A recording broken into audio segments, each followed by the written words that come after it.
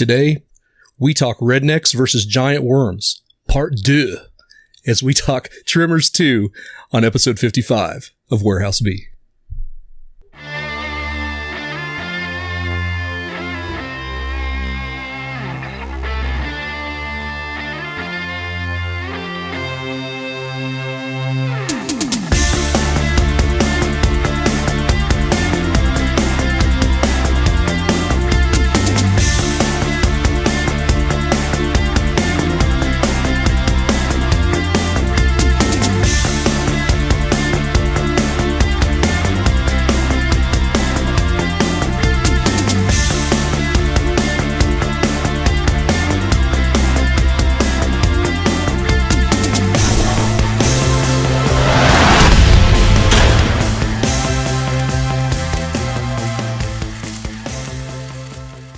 I never know how to say that word. Duh.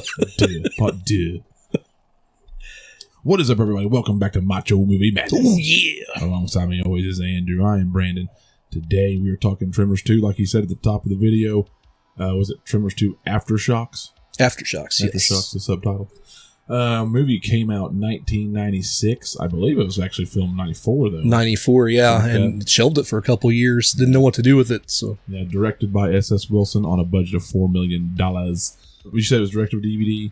Straight to DVD. That had got a limited theatrical run, I think, so there's no box office. Not really box office for it. No Kevin Bacon, no Reba.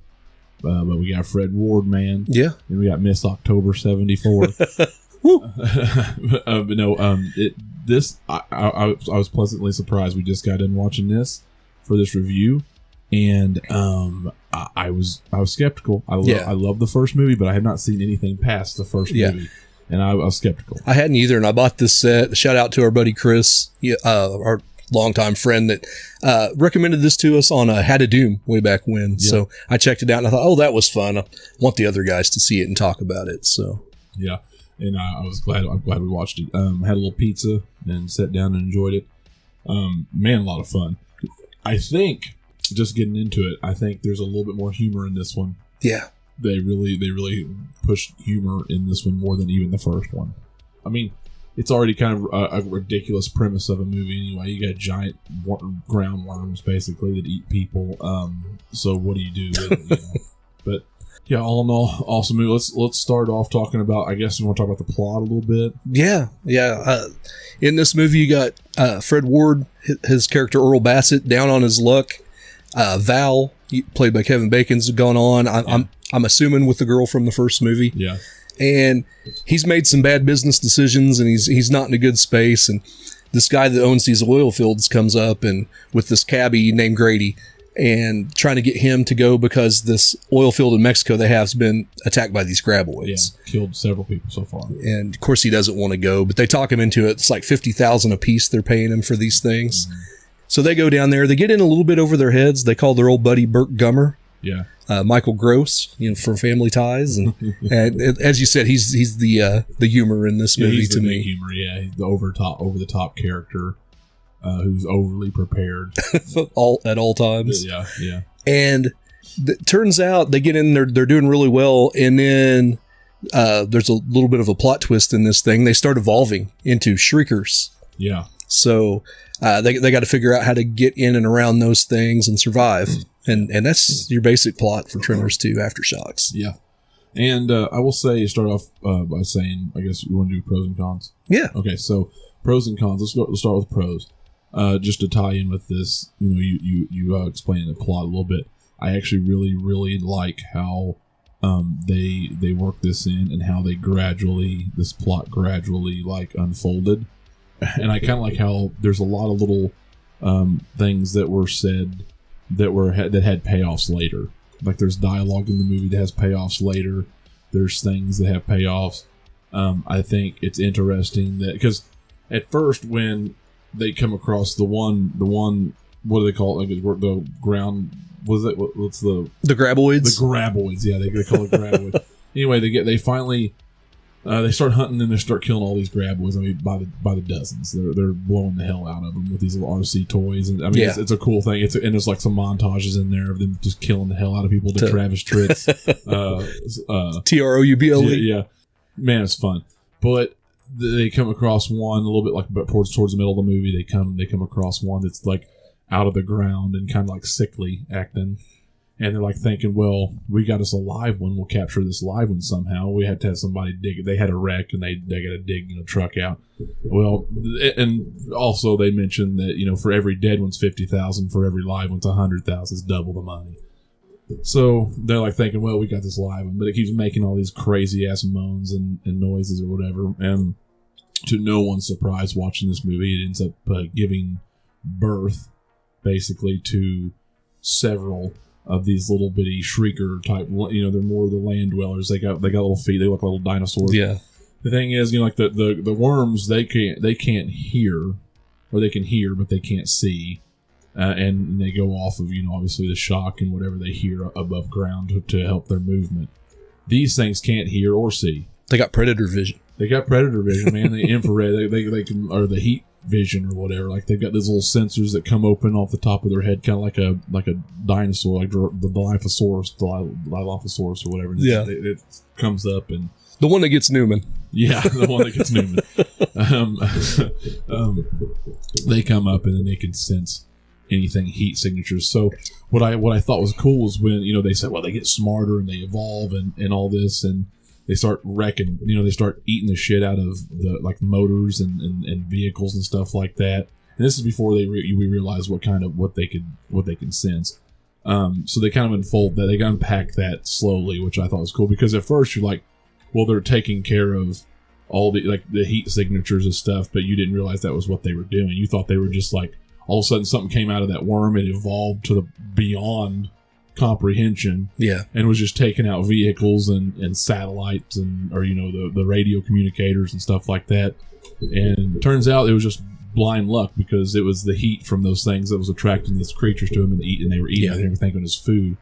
Another plot twist was these new ones, they eat so much when they get full, and then they give birth.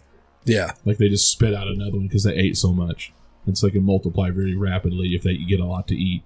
And there's plenty of food sources in this, in a comical sense. Bert and his MREs in his truck, and of course the food supply is at their home base at the end, where they just multiplied by the dozens. Yeah, and of course there's another one. Spoiler alert: there's a payoff, a dialogue payoff that I thought was pretty funny when they were trying to convince Fred Ward's character at the beginning of the movie.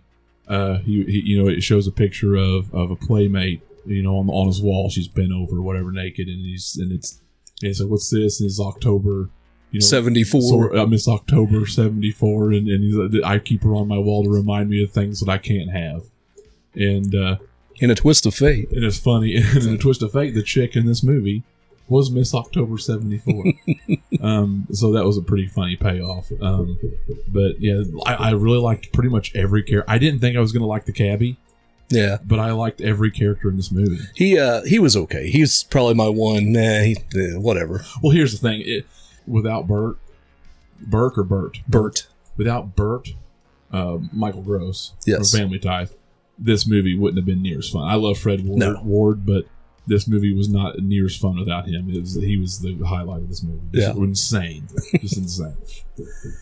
But that's pretty much my pros. Another pro is all the creatures and the puppets, or the practical effects look really good, and the CGI was weak. Yeah, that'll when we talk cons, we'll get there.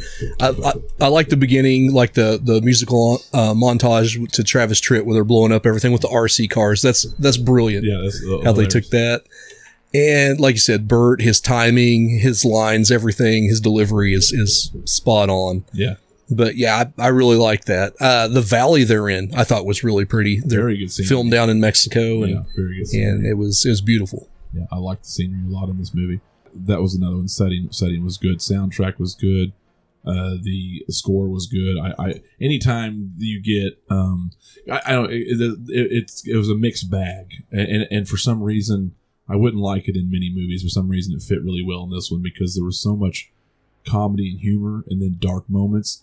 And I thought the shift from pleasant to goofy music to sinister music or that's the scary slow burn music, like you get a little synth in there and stuff like that. I thought it was a really good change. Yeah. So I thought it worked out really well for this movie. I don't know why. It was an overall really fun movie. Biggest cons, the cabbie guy wasn't. He was the comic relief other than Bert. Couldn't get Kevin Bacon for this one, and he's definitely a step down. He's not terrible, but he's definitely not my favorite. I mean, compared to Kevin Bacon, yeah. No Reba, no Kevin Bacon in this. That sucks. But I did like how they mentioned those characters while they weren't in the movie. Right. They kind of mentioned why they were, and they paid reference. They had pictures of them, so like it was definitely canon to the first one. Yeah. It was tied in, and I liked it. You could definitely tell that they tried to link the first one to get some more numbers. You can tell. Yeah. You could tell they kind of originally had the idea of bringing back everybody if they could. And it just didn't work out that way. One shot I want to talk about is when they're revealing Bert talking in his bunker, and they pull back, and they got that big old taxidermed graboid from the first movie. Yeah. That made me laugh. Yeah, that was good. I can't think of any other cons. Like I said, the CGI was a little rough, but it was 94 or 5 era where this thing was made and didn't release till 96. You're just not going to have that. And, and it was like what'd you say the budget was? $4 million. $4 million. And it was higher, right? Yeah, originally it was written as a $17 million budget. They're going to film in Australia, I believe I read, and with Reba and Kevin Bacon. But when they found out they weren't going to be in it, they shrunk the budget down and they moved to Mexico, so it'd be a little bit cheaper. And so, it ended up like a $4 million budget. Yeah. But they did a lot for $4 million, I thought. I thought it was great, man. It was great. I thought it was really well done. It looked good. Even, we watched the DVD version and it looked good. I mean, it was great. I enjoyed it a lot. I don't have any other cons, I don't think, other than that. I didn't think that the change or the evolution, the metamorphosis, whatever you want to call it, that the creatures did any harm. I thought that was a decent change to keep it fresh. I like how they kind of stuck to what you knew in the beginning. It's just them blowing up graboids in the beginning before they end up actually needing help from Bert, and then slowly they start upping the ante against the good guys, and I like that. Yeah, because that was a thing. It was interesting for me is it was fun it probably would have been fun regardless, but. Yeah, they started off with everything the Mexican army could give them if they wanted it, and then Bert got the same thing. So they were definitely overstocked and doing just fine. So I really thought it was great that we were just... Something had to, obviously... my cat opens my closet door. We're just going to leave that in. Yeah, we'll just leave it in. He's wandering around and he won't sleep. Obviously, I knew it a few minutes into them blowing the hell out of everything that something's got to happen to. Yeah, this is too easy. It's way too easy. Yeah. We got to make a whole movie out of this, and all our artillery and all the explosives and stuff had to go somewhere somehow. And of course, Bert ended up expending all the ammo just to get back to base because he got ambushed by those little things, which was a good plot device to get, to deplenish the supply. And of course, they left the explosives there to give us a nice ending. But anyway, I all in all, I thought it was a great movie. One is definitely probably the better one, but this is worthwhile entry into the franchise. Totally worth watching, for sure. If you can find it, I would totally worth. If you like the first one, if you have, or watch both of them. I haven't seen anything beyond this. I don't know what to say on the other ones, but definitely worth watching one too. I'll check out like 3 and 4 and see what we got there and see if it's something we want to talk about or not. I have a feeling they go downhill after this one. I'm sure they probably do. I think that you got a set of 4 here. I'm pretty sure there's 5 or 6 now. I think there's like 7. Oh God. God. Well, I'm sure the CGI takes over and I'm sure it gets better, but I bet it's all CGI after so many. Because this was 96, so the other ones are well into the 2000s, I bet. I know when I had the store, that I'm pretty sure 5 came out when I had the store, so in the last 10, 13 years or whatever, so I'm sure that was a lot of bad CGI. Anyway, what would you rate this thing? I'm going like 3 1/4. What do you think? 3 1/4 out of 5. Yeah, I'd give that. Yeah, 3, 3.5. Yeah. Yeah, going 3.5? I think I'll go 3.5. I'll go 3.5 then. I enjoyed it. It was, obviously not perfect, but man, it was fun. Yeah. It was fun. I'll definitely watch it again. So yeah, I 3.25, 3.5 is pretty fair out of 5. Yep. I think. Anything else you want to say? No. What else we got coming up? So next time, and I think Kenny's going to join us for that, we're going to do Hard Ticket to Hawaii. Ooh. Babes, boobs, and killer snakes. I hate it. Yeah. I hate it right now. Yeah. I'm going to have a terrible time. So demeaning. Especially that second one. Yeah. Terrible. Well, that was a quick, easy little review. I feel like that's good. Yeah. Everybody, check out Tremors 2. Check out the first one if you haven't seen that too. Watch them both, man. They're both worth a watch.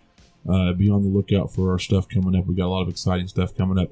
So like, subscribe, all that jazz. We want to hear from you in the comments too. Let us know what you think of these movies, and specifically the second one, obviously. Until then, we're out of here.